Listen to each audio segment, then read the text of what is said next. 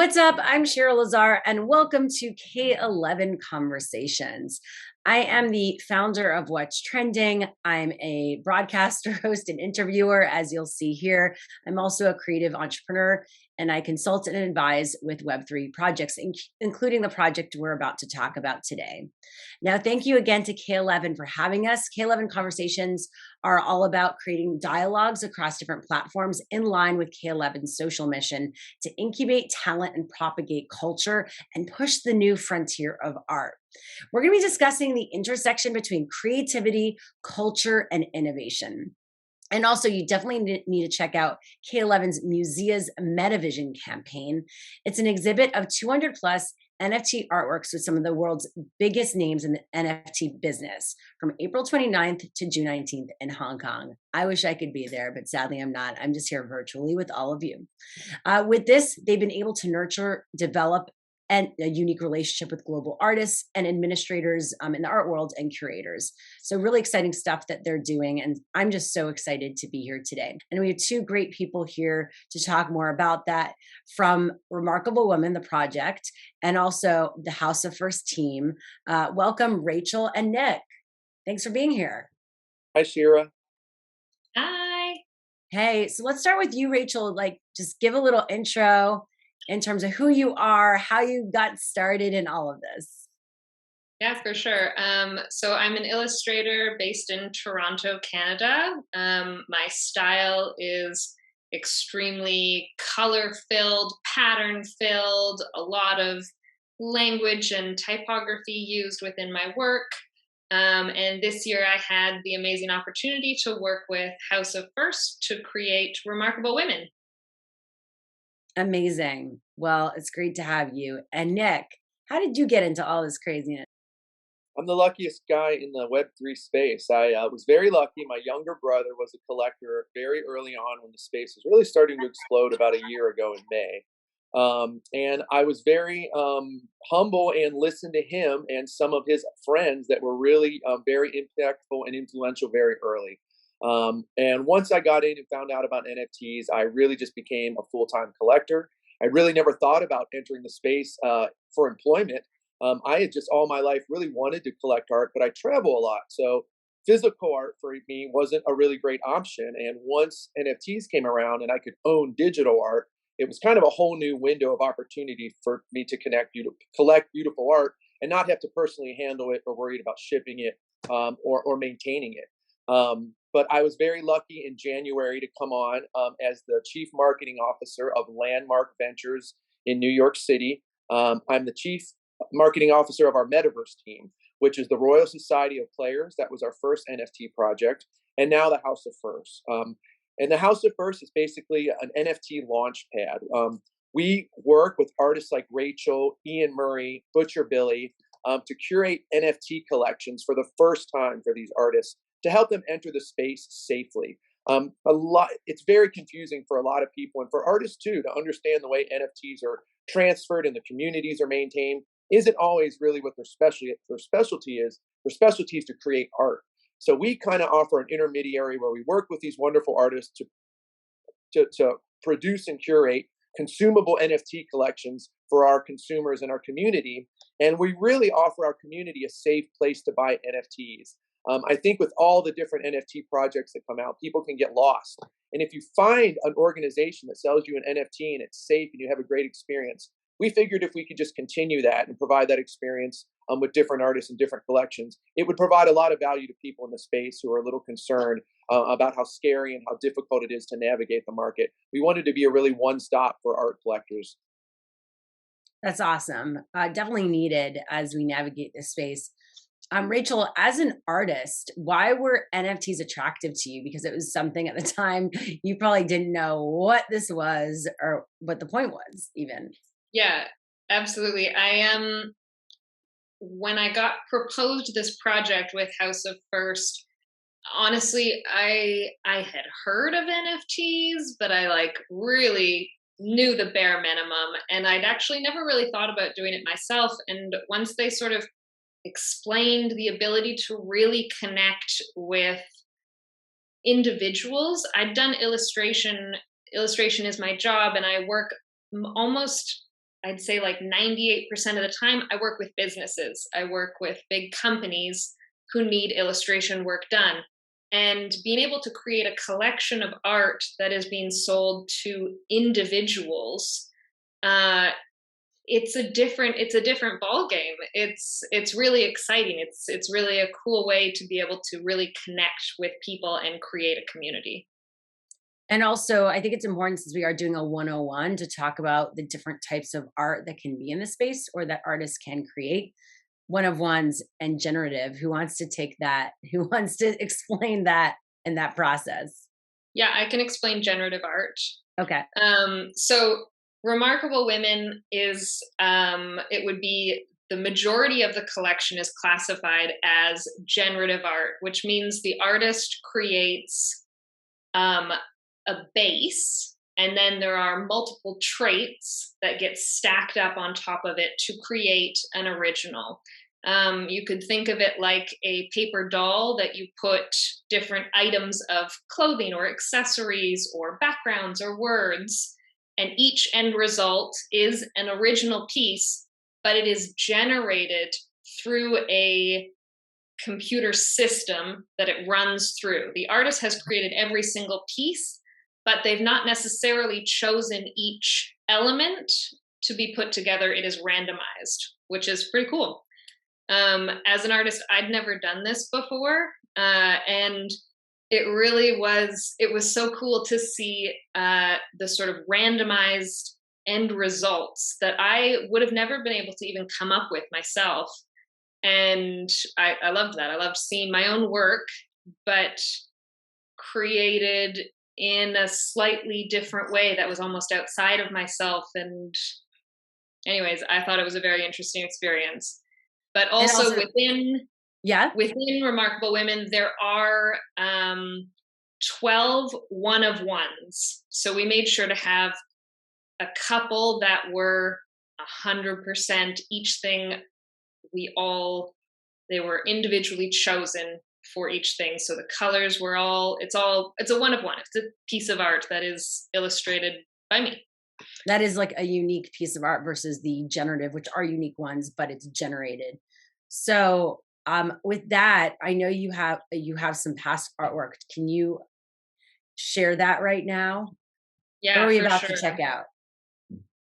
Yeah, what is this? I mean, this is one of your pieces of art. It's really fun. This is one of my pieces of art. So when I was approached by House of First to create the Remarkable collection, this was, I would say, the main inspiration piece, which, of course, when you see the Remarkable Women, you can see this. She could be a Remarkable Woman, no problem.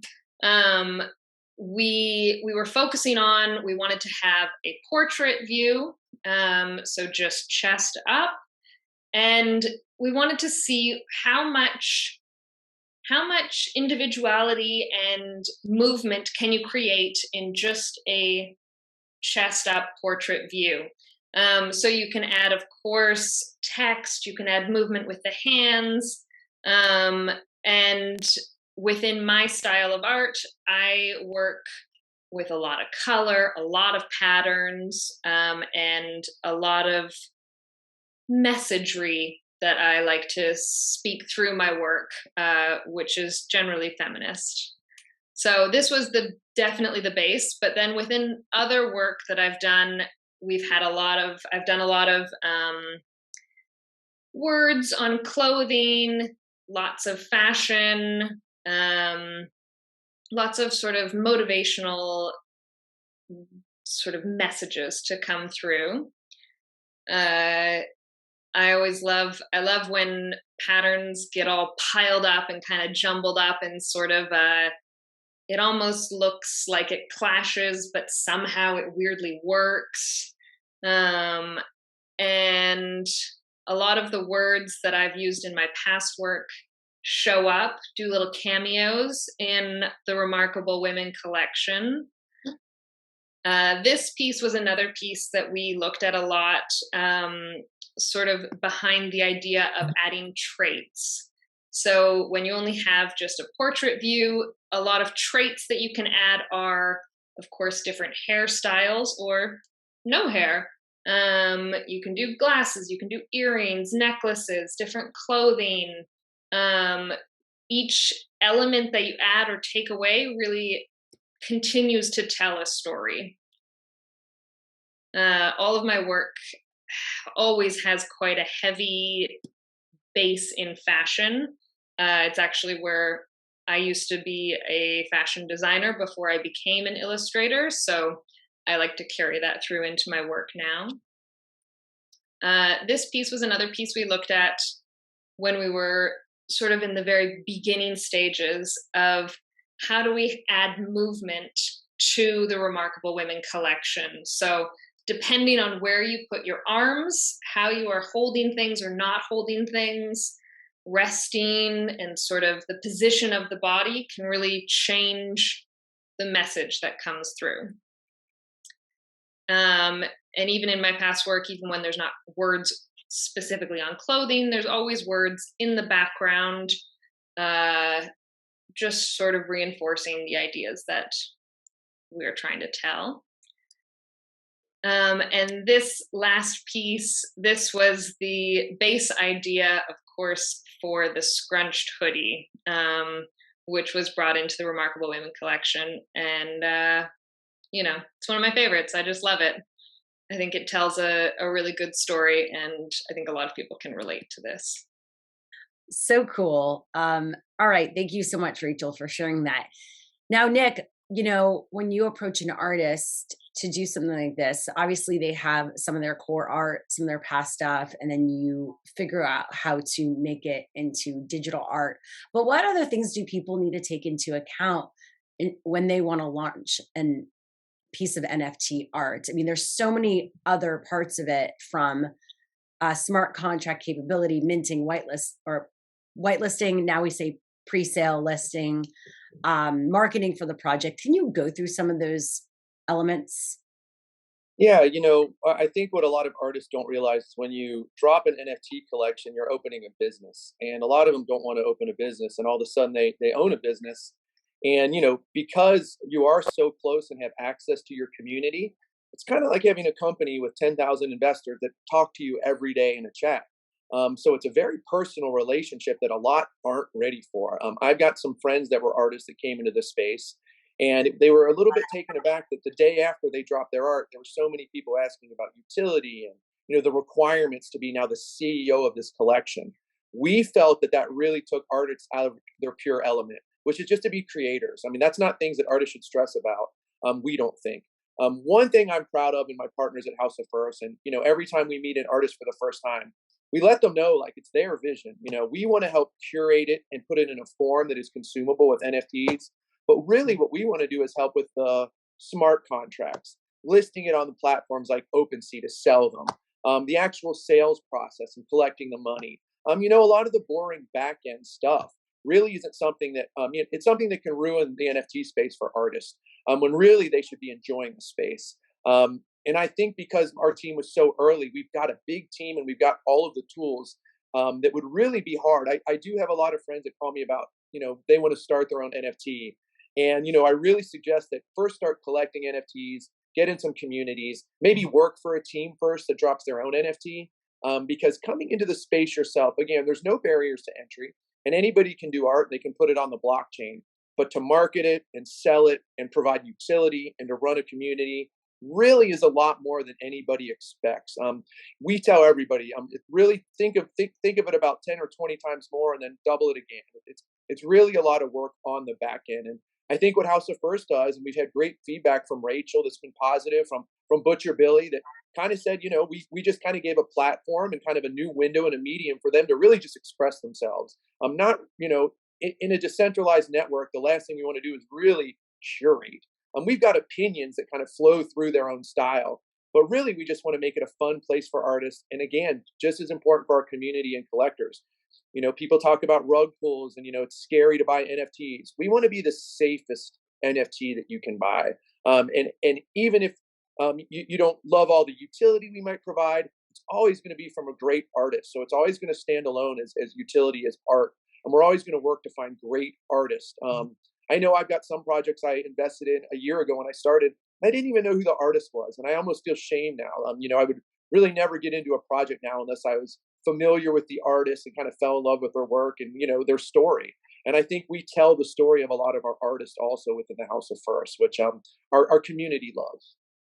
Yeah, and with that, and on that note, we've got our artists coming to our event on June 20th for oh, NFT NYC. So I know Shira and Rachel and Butcher Billy's coming from Brazil, and we've got all these great artists. And for our community to actually meet the artists that you collect from, you know, that's never been possible in the world. To be able to have such access to collect, to meet the people that you collect from. So it's really great.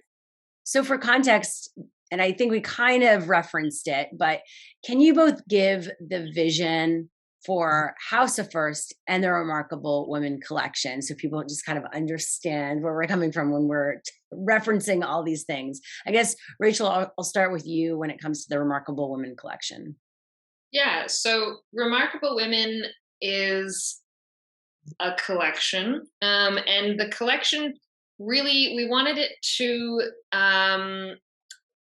be a joyful and empowering experience. The messages are very feminist. They're, you know, in the most positive way. And we wanted it to be just a treat for your eyes. You know, when you look at it, that it's just filled with color and pattern and thoughts and emotions. And hopefully it, you know, is silly and thought-provoking and, you know, just a joy to experience. Yeah.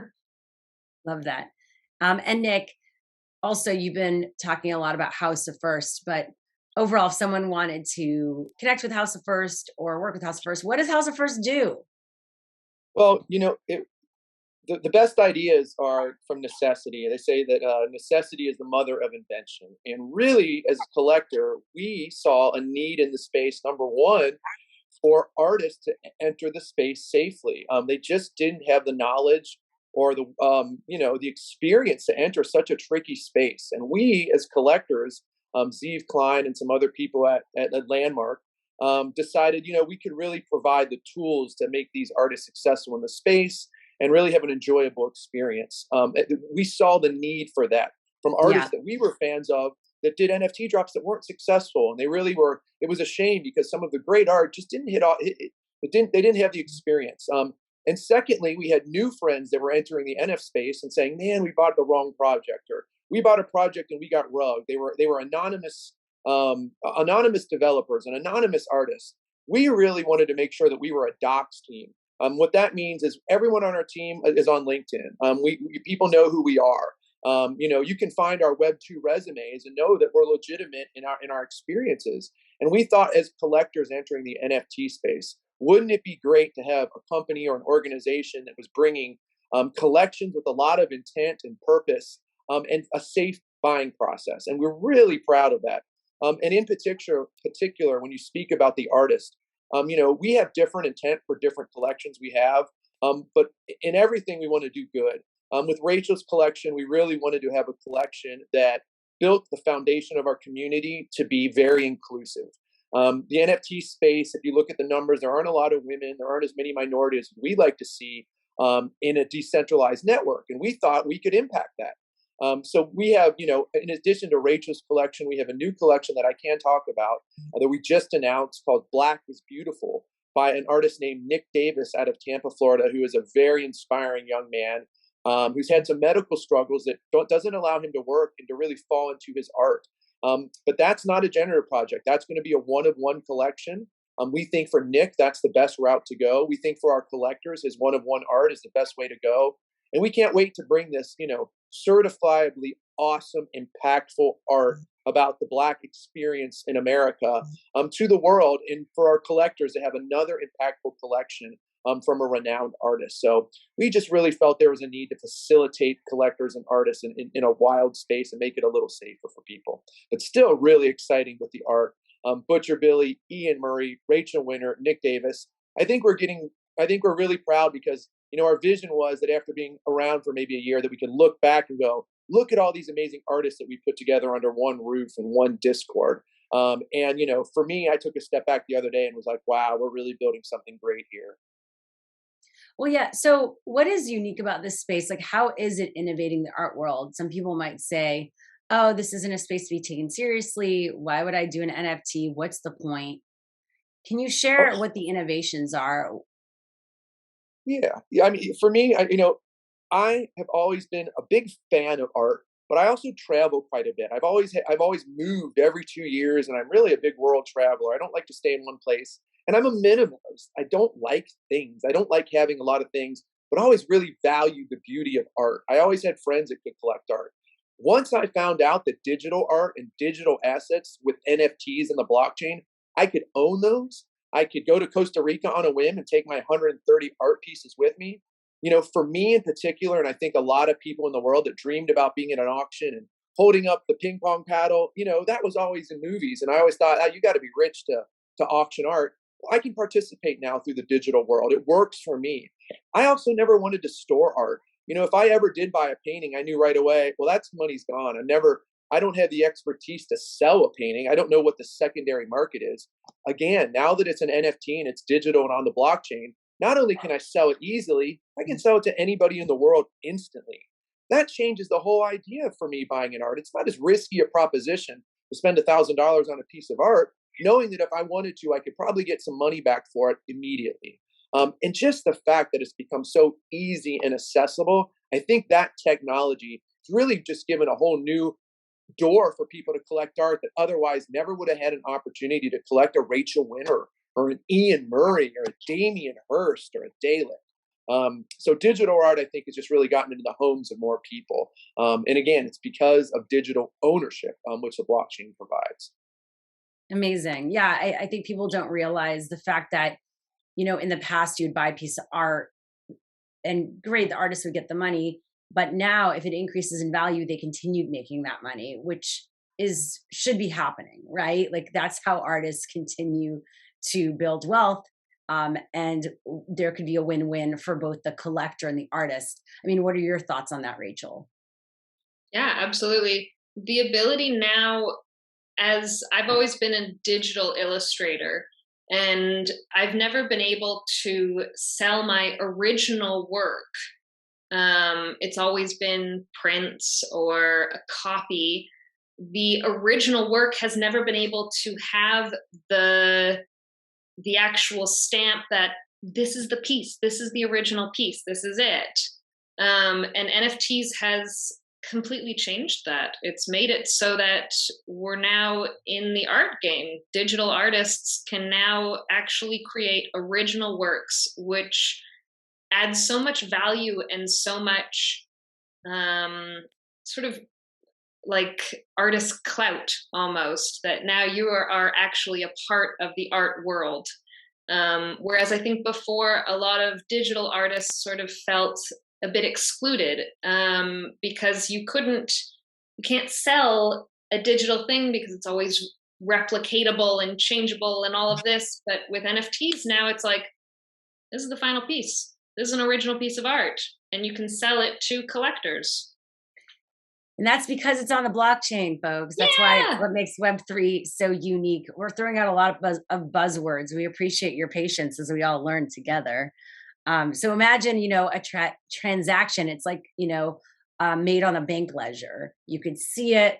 You could see something that was made. The same thing happens on the blockchain when you create/mint a piece of art. You can see that transaction. There's a transparency on the blockchain. And that allows it, as you mentioned, to be non-fungible, non-changeable, irreversible, and allows you to, as an artist, to create that contract so you can see what happens as it continues being bought and sold. And you are part of that, as we mentioned, that secondary sale, getting those royalties. Community also is really important to this. We talk about utility and community.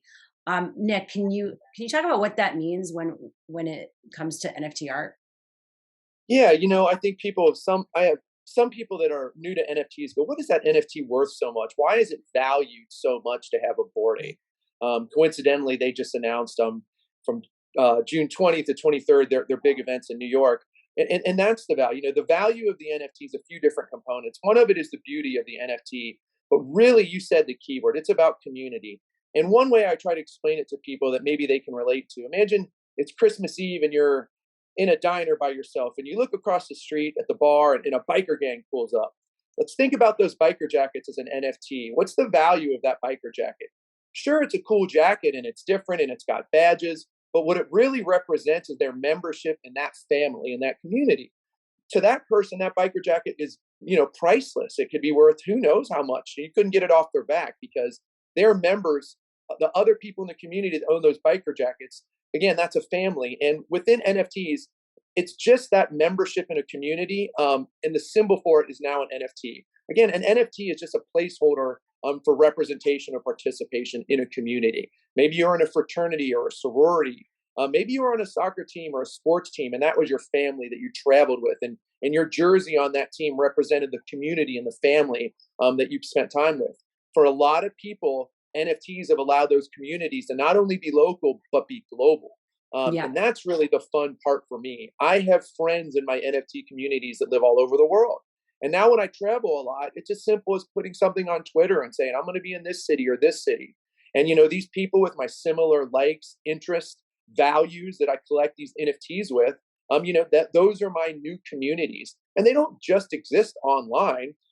It's just that the NFT is the token holder or the membership badge. A lot of my relationships, Shira, we've hung out tons of times. Rachel, I can't wait to hang out with you. But, going to New York for June for NFT NYC, meeting people from my online communities is very important to me. I mean, that's the end result. Meeting them through this medium is kind of the beginning step for me, to get to know someone online. And I think one of the joys for me is, which people say, how do you get to know somebody if you can't see what they look like? If you can't, to be honest, I think you actually really get to know someone if you don't know what they look like, know what age they are, know what gender they are. There's been so many people that I've had create friendships online through our mutual values. And then I meet them in real life and they're not the same gender, race, orientation that I had ever thought they were. And I love them more for it every time. And I really think that's one of the benefits, that you can meet people being them true selves in Web3. It's a very transparent, safe, and there's a lot of safe spaces where people can be their true selves. And I think you can create some pretty deep relationships through these NFT communities. Definitely. I mean, we're broadcasting this in Hong Kong right now. So how do you see us connecting with the global community through these spaces as well? And I'll go to both of you for that. Do you want to answer that, Rachel? Give your take. Yeah, I honestly think this is just the beginning. Next month I'm going to New York. Who knows? Maybe I'll go to Hong Kong next. I don't know. It opens up so many doors as an artist to be able to connect with your community that really the reach is it's the world. And Nick, and I know we had some Remarkable Women ambassadors too, by the way, which we didn't even mention, which we had nominated women across any industry. You don't need to be in Web3 or into NFTs. And what was so great, and I was part of this, sorry to jump on you, Nick, but we would nominate someone, and a lot of these women hadn't even had an NFT, or they didn't have a wallet. And we were really like their way of having a wallet and onboarding into the space, which is also so exciting. And these were women from around the world connecting through this collection. Yeah, it's super exciting. And again, it wasn't possible with the blockchain. Let's say you were traded collectibles when you were a kid. I traded baseball cards, and my community was I'm in Cincinnati, so it was the greater tri-state area. I knew kids from Kentucky, maybe a few hours away. And that was the limitation of that structure. I couldn't trade baseball cards with someone in China. I couldn't trade a baseball card with someone in Germany. What, am I going to send it? I got to go through transfers of francs to dollars. It was impossible. And now that it's possible to have friends all over the world and to trade assets in a second, now you can fall in love. Cultural barriers are being broken down. I think that's another thing about Web3. We all stand behind, there's not a lot of politics that we talk about in Web3 because it's so global, meaning nobody really complains about politics in their local region because we're talking to a global audience. So the kind of global vision of our community to support people, it's very evident in the Web3 space. I just feel like it's such a wonderful global community of people that are into freedom and rights and supporting underrepresented people. And I think the fact that people can be themselves, again, I mentioned it again, globally, that you can find a support system from people that you never would have known globally, it's pretty remarkable. It is. And with that, I want to thank our panelists for a great discussion today. Nick and Rachel, thank you so much. Really appreciate it. Yeah, thank you so much for having us. So great, and we're so excited in K11 Museum to have our art and have Rachel's art in there. It is. I'm sure Rachel probably has the same bubbles. I probably more than I do. But when I see pictures from friends that are over there and that art's being displayed, really appreciative, and we're glad such a remarkable collection that everybody's finding some love for it. So great. Well, also thank you to K11 for having us and hosting us today. For more K11 conversations on topics of creativity, culture, and innovation, follow K11 MUSEA on Instagram and Twitter for the latest updates. I'm Shira Lazar. You can follow me everywhere on social media, and we'll see you soon. We'll see you on social media, the internet, hopefully in person. And remember to do your own research, as we always say. Have a great rest of your day. Thank you. Bye.